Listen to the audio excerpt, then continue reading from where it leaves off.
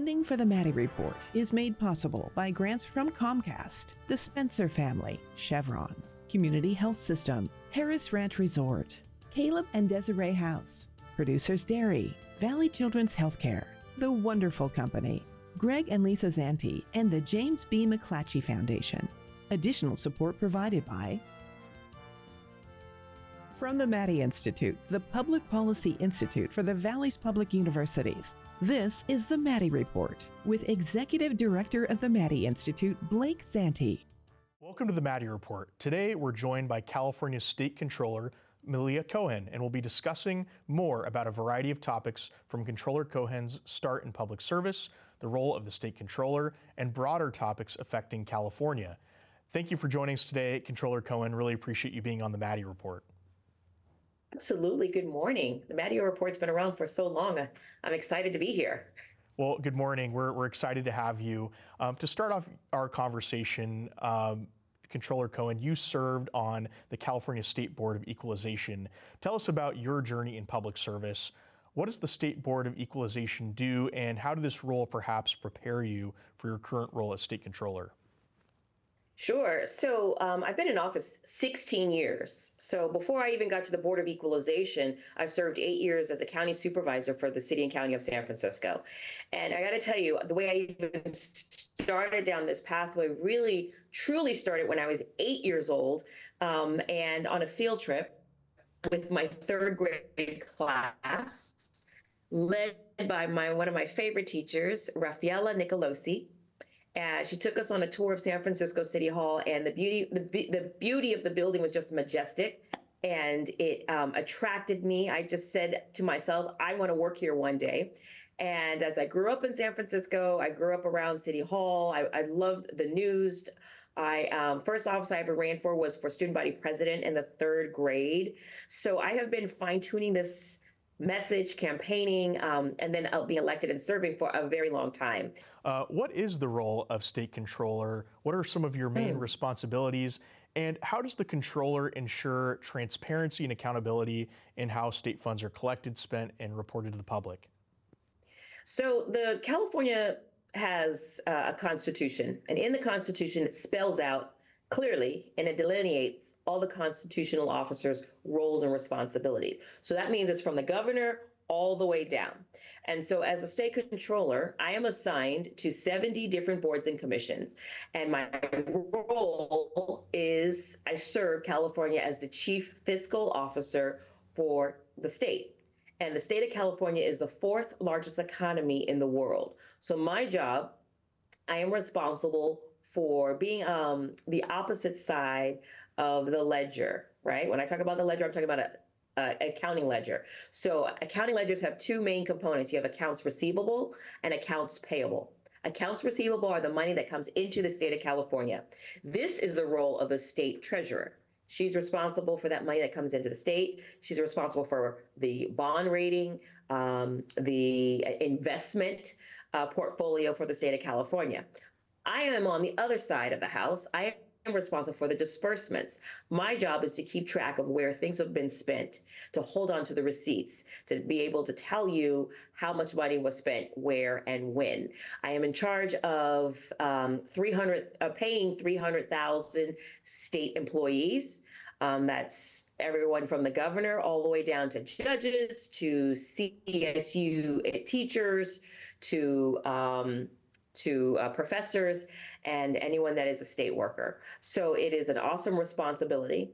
On these 70 different boards and commissions, I have varying roles. Some of them I'm a member, a voting member, like when I sit on the state's tax the tax CIDLAC and TCAC, that's the California State Tax Authority, where we use tax credits to fund affordable housing. I chair the Franchise Tax Board, and probably everyone is familiar with the Franchise Tax Board.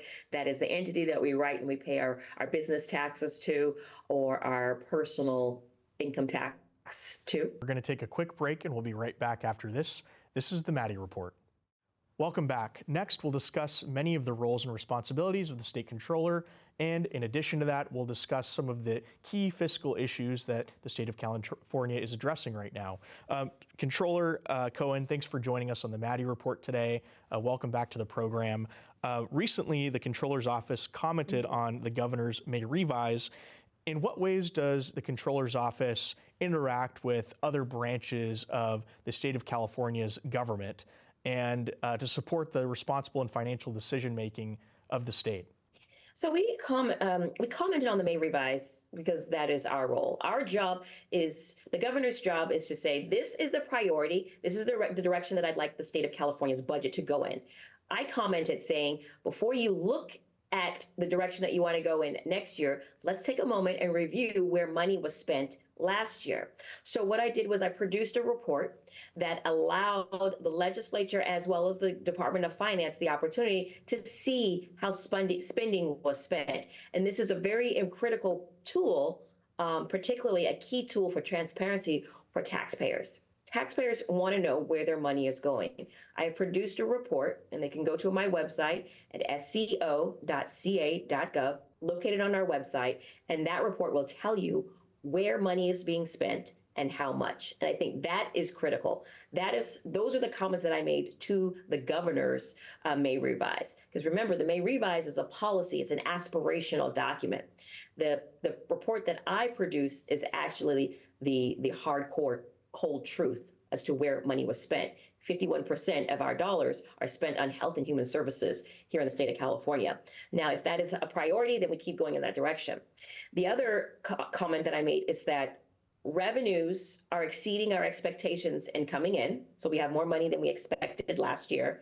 But we also need to be mindful that we have more expenses than we anticipated on having.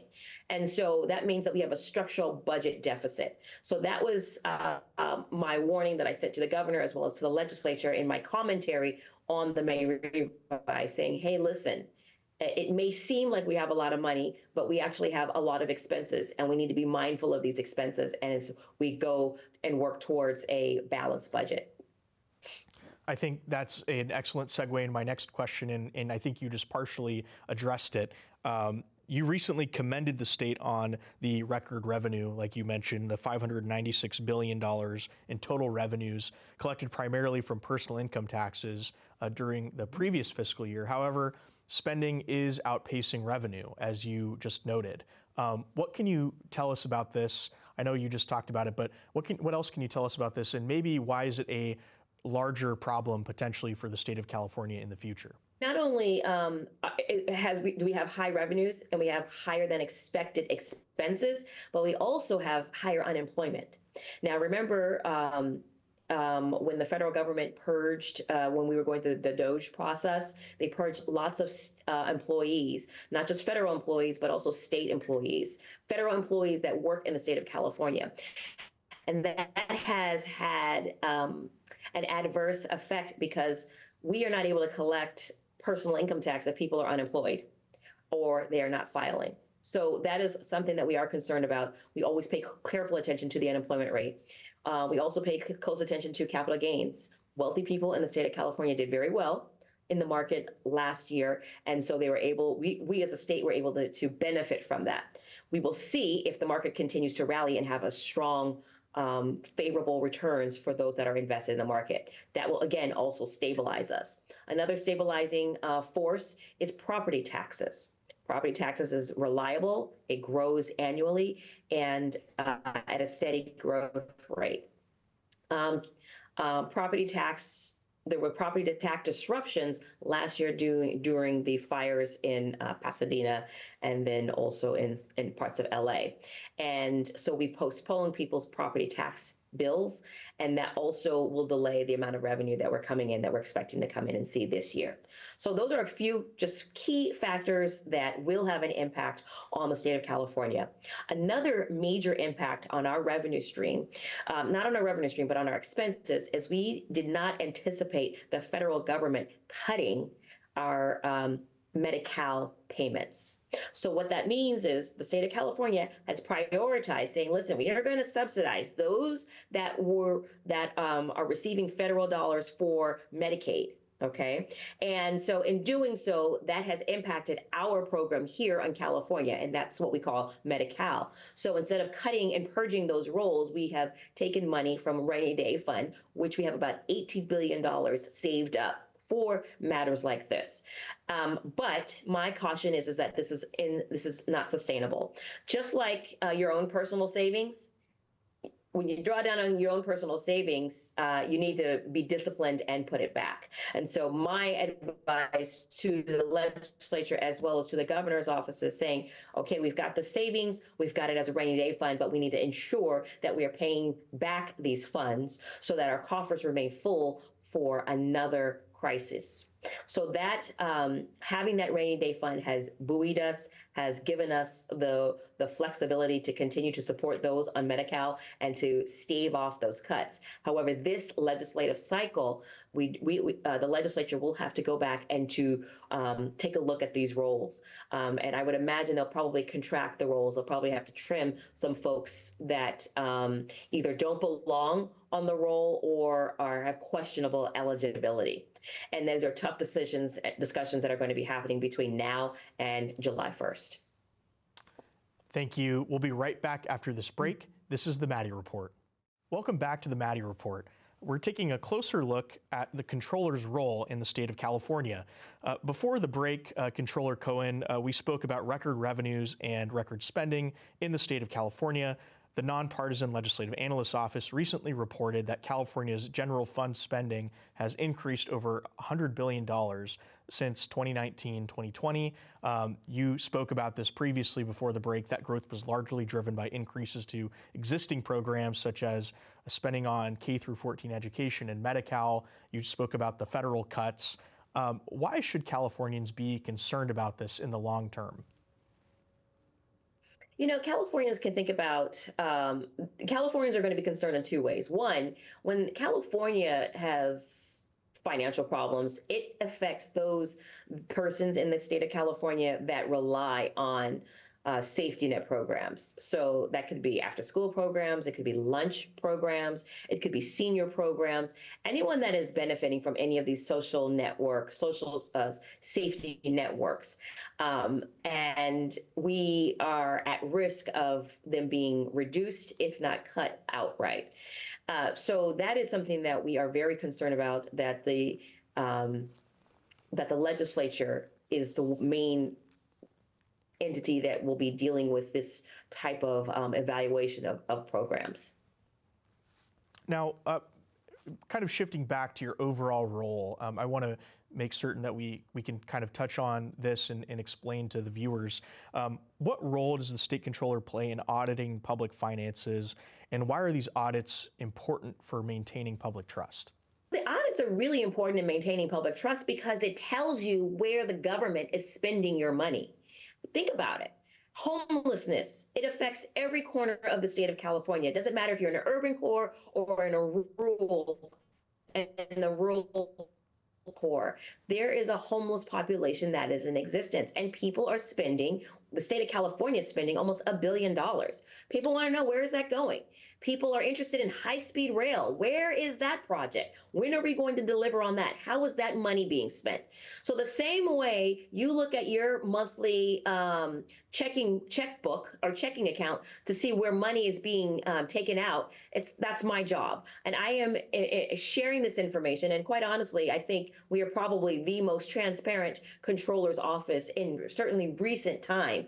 I'm giving you a mirror, a snapshot of where the state spending is going. And that is empowering, because if Californians are in disagreement with how their legislature is spending their money, then they can speak up. There are lobby days. There's days you can interface with your elected officials saying, hey, I noticed that you spent X number on homeless services, but yet I still see homelessness in my district. How are we getting a good rate of return on this investment? That gives people, it's very empowering. So people will know how money is being spent, where it's being spent, and most importantly, who is getting that money. And how do you determine which issues to prioritize as state controller? Certainly, as we've discussed during the show, it's a very large state with a lot of expenditures that are being processed each and every day. So how do you prioritize which issues to focus on, and how has that approach shaped your decisions around directing and auditing, grant programs and other funding? My priorities are spelled out in the California Constitution. I am several state departments, and we have an audit schedule on a rotational basis on which departments we audit. So that is first and foremost. There are two California that we provide oversight, making sure that their internal spending controls are in place, making sure that they have abuse protocols in place. The Californians is that cities, municipalities, anyone that touches tax dollars, if they are concerned that there is a waste, fraud, or abuse, then they can just provide us, they can make a whistleblower account, and we will go in and investigate. In addition to eliminating waste, fraud, and abuse, we also run several programs to help assist you pay your property taxes. And then we also run a program called Unclaimed Property, where we hold taxpayers' lost money, and people lose their money a myriad of ways. There's a whole host of ways. You can lose money, you can put it in an account and forget about it. You can and it can close, there'll be some money left over. There's insurance certificates that may belong to you. There are many ways. It doesn't matter how the money comes to us, but we hold it, and I want people to go to the Unclaimed Property, a website called claimit.ca.gov, to check their name, put in identifying information, and see if the state of California has that money for them. Oftentimes, the state of California will also send a letter to taxpayers saying, hey, listen, we have some unclaimed property. Let us know if you want it. So there are several roles and functions that the Controller's Office that we handle that are spelled out in the Constitution. And those are just three of our key roles. Thank you, Controller Cohen. We'll be right back to wrap up our conversation. This is the Maddy Report. Welcome back. Controller Cohen, thanks again for joining us on the Maddy Report today. Before you go, I'd like to turn our conversation onto more broad issues at a statewide level. You spoke about this, but just as a final point for our viewers today, why is the State Controller's Office important to everyday Californians, even for those who may not directly interact with the office? It's important. The Controller's Office is important because people want to know that the money that they are being taxed is going in the direction that it's intended to go in. Number one. Number two, they want to know if that is money well spent. The money may be intended to go over here, but if it's not changing, if it's not enhancing my life, then I may not want it to go that way. And so taxpayers are able to look and see where the money is going, and be able to call an audible and talk to their elected official. This is the greatest democracy, and this is full transparency at its finest, so that you are empowered to know where money is being spent. So in the Central Valley, people want to know, where's that dam? Where's that reservoir? Where's that money, that promises that the governor has made? The spending the report that we produce will tell you where and how that spending is going on. Also, if people are concerned that there is mismanagement, you can give us a call and we can come in and conduct an investigation.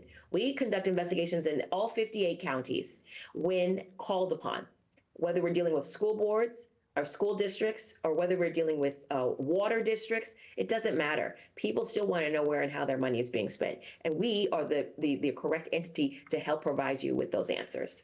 And I love it. I think that this is how we keep government officials accountable. This is how we deliver on our promises that people, elected officials in particular, say to taxpayers.